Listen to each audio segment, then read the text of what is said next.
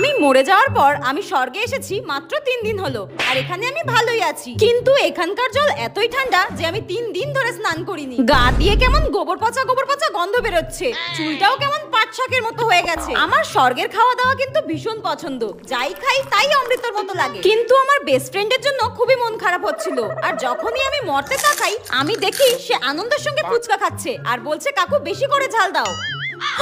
কি নির্লজ্জ মেরে বাবা, আমি মরেছি মাত্র 3 দিন হলো আর এর মধ্যেই আমার বেস্ট ফ্রেন্ড ফুচকা খেলছে। তুই দেখবি মরার পর শাকচুন্নি হয়ে নরকেই পচে মরবি। যাই হোক, সেদিন হঠাৎ স্বর্গে আমার সুমির সঙ্গে দেখা, আর আমি ওকে জিজ্ঞাসা করলাম কি রে আমি তো স্বর্গে এসেছি, তুই নরকে যাচ্ছিস কেন? উত্তরে সে আমাকে বলল, আরে বেঁচে থাকাকালীন আমি 10টা ছেলের সঙ্গে প্রেম করতাম আর একটাকেও আমি বিয়ে করিনি, তো আমি নরকে যাব না তো কি স্বর্গে যাব? ও আচ্ছা আচ্ছা, ঠিক আছে তুই নরকেই যা, নরকেই যা। ঠিক হয়েছে, এত ছেলের জীবন নষ্ট করেছিস, এবার গরম তেলে ফুটবি যা। আর আমি তো সেজে গুজে স্বর্গের